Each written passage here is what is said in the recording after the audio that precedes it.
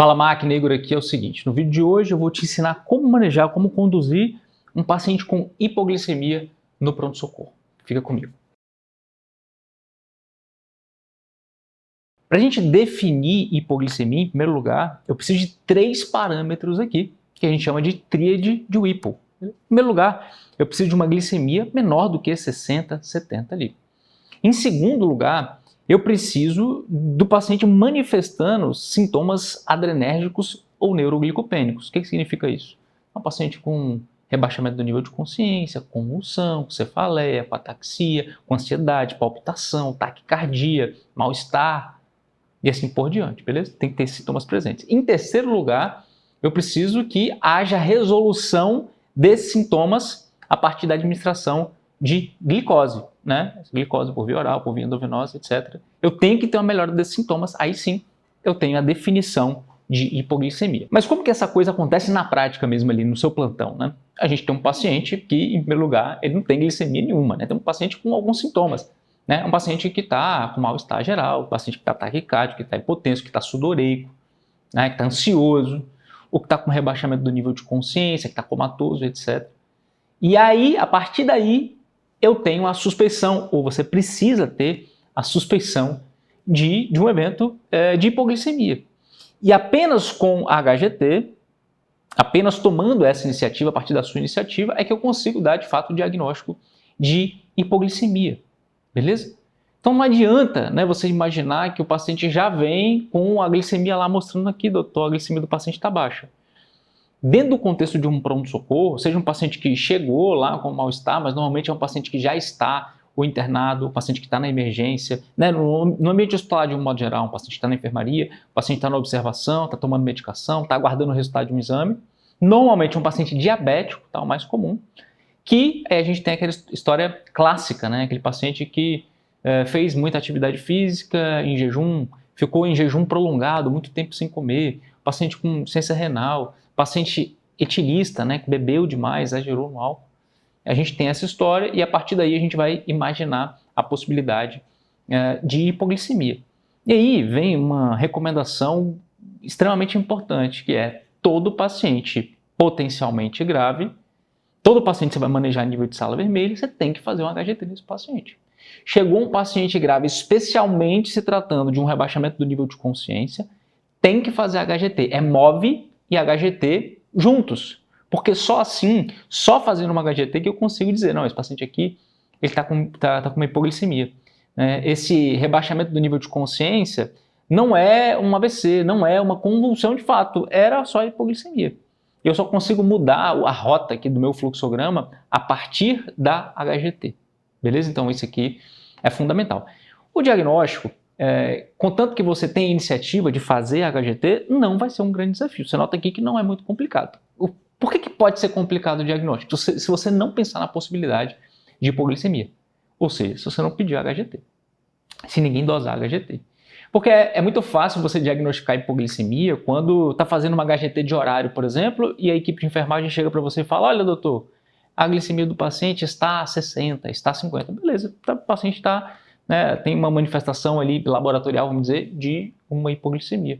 Eventualmente está algo sintomático. Tá? O grande desafio para você a nível de pronto-socorro é, a partir dos sintomas, que são sintomas inespecíficos de fato, você pensar na possibilidade, aventar essa possibilidade e solicitar HGT. Se você fizer isso, você não vai errar. Você vai dar diagnóstico de hipoglicemia. Beleza? E a partir daí, entra a nossa conduta, entra nosso manejo aqui. E como que vai ficar o manejo de um paciente com hipoglicemia? Em primeiro lugar, se eu tenho um paciente que está pouco sintomático, eu consigo repor essa glicose por via oral. Tá? Estou na tela aí, editor. Beleza.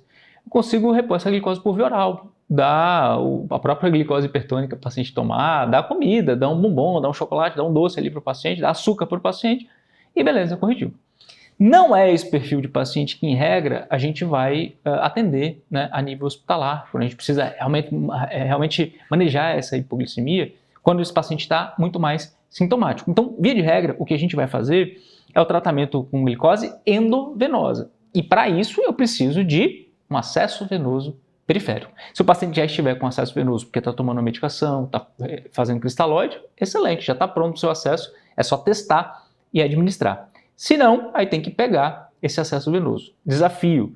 Quando esse paciente está muito sintomático, ele está agitado, né, ele não está respondendo direito, né, de modo adequado aos comandos, pode ser, está desidratado, inclusive, pode ser um desafio grande. Aí sim você ter que puncionar, né, um acesso periférico nesse paciente. Beleza? Mas, bom, vamos levar em consideração que a maior parte dos pacientes, a gente já está com acesso periférico ou vai conseguir passar um acesso periférico. Como que vai ficar isso?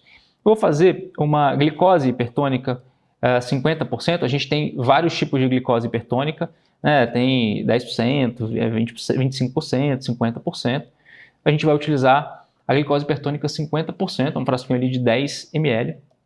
E a gente vai administrar pelo menos 4 ampolas, né? De 4 a 10 ampolas ali. Se você administrar num paciente adulto 6 ampolas, está totalmente adequado. Tá? Dessa forma, a gente consegue fazer a correção inicialmente da hipoglicemia desse paciente, beleza? E o que a gente vai ver para completar a tríade de hipo é a reversão, a resolução do quadro clínico desse paciente, tá? Pelo menos dos sintomas que têm relação com a hipoglicemia. O que mais que eu posso fazer? O que eu posso fazer para esse paciente é deixar prescrito aqui um soro glicosado, 5, 10%, por via endovenosa aqui. Então pega um soro de 500 ml e deixa por via endovenosa. Por que eu faço isso? Para evitar, para fazer uma prevenção, uma profilaxia de um novo episódio, né, de hipoglicemia, um novo pico ali de hipoglicemia, porque é extremamente comum um quadro refratário nesses casos, né, especialmente no paciente diabético. A gente corrige, pouco tempo depois o paciente pode repetir o quadro, então eu posso deixar um soro glicosado, né, aquele soro de 250, de 500 ml, de 5 a 10%, correndo lentamente na veia desse paciente. E aí, independente se você faz isso ou não, o que eu recomendo é que você faça uma HGT a cada hora. Mantenha esse paciente em observação, especialmente em quadros mais relevantes, com uma sintomatologia maior, quando tem um rebaixamento importante do nível de consciência, quando o paciente fez uma convulsão, você não vai liberar esse paciente para casa. É importante, pelo menos, não precisa internar, mas em regra, pelo menos manter esse paciente em observação por algumas horas, fazendo HGT de horário, né, observando, né, se esse paciente ele vai apresentar um novo quadro de hipoglicemia. Igor, mas você falou do caso do paciente que ele não tem acesso venoso, ou a gente não consegue pegar. Já passei por isso algumas vezes, de o paciente não ter um acesso venoso, a equipe de enfermagem tentar puncionar esse paciente e não conseguir, que é um paciente que está desidratada, e aí fica bem mais difícil acessar. É uma paciente que dá trabalho aqui, entre aspas, né? Porque é uma paciente que está um pouco agitada, que está um pouco confusa, etc. Aí você vai tentar pegar o acesso, ela não está entendendo o que está acontecendo mais, tá? E você já não consegue dar um bombom, né? Para essa paciente comer, talvez ela não consiga proteger via aérea. Então, a gente precisa de um acesso parenteral. E se eu não tenho acesso venoso, eu posso fazer o seguinte, a solução é você administrar glucagon por via intramuscular, tá? 1 a 2 miligramas de glucagon intramuscular. Como que você vai fazer esse glucagon? Às vezes, ele já vem num pacotinho, assim, num potinho, assim, numa pastinha, num estojinho, pronto para você administrar. Já vem com água destilada, você aspira o que tem de glucagon ali no frasco, mistura, né, o diluente ali, lentamente você balança ali o frasco, né, sem chacoalhar, e quando tiver dissolvido ali, quando tiver cristalino novamente, você vai fazer a administração no vasto lateral da coxa, igual a gente faz adrenalina e epinefrina em situações de choque anafilático, tá? Então faz intramuscular no vasto lateral da coxa desse paciente, tá? Aqui então a gente está pensando em pacientes adultos, então miligrama aqui, 1 a 2 miligramas é o suficiente em pacientes, inclusive população pediátrica acima de 25 quilos, né? Crianças mais velhas, mais pesadas ali, e pacientes adultos a partir de 1 miligrama de glucagon intramuscular. Dessa forma aqui, eu não preciso de um acesso venoso e eu consigo resolver a situação. Lembrando que vai levar em torno de 10 minutos para que haja resolução do quadro, tá? Então leva 10 minutos para a resolução do quadro. Nesse intervalo, o paciente pode apresentar efeitos adversos ali da administração do glucagon, o paciente pode ficar nauseado, pode ter um mal-estar ali, é esperado do quadro, não se espante. Beleza?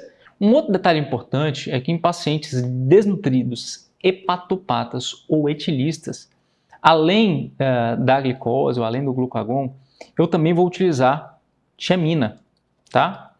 100 miligramas ou por via endovenosa ou por via intramuscular. Por que a gente vai fazer isso? Para prevenir encefalopatia neste paciente, nesta população.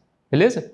Fazendo dessa forma aqui, você consegue tratar qualquer paciente com hipoglicemia no pronto-socorro. E como sempre, se você gostou desse vídeo, deixa um like aqui, se inscreve no canal, ativa as notificações para você receber, né, os outros conteúdos aqui.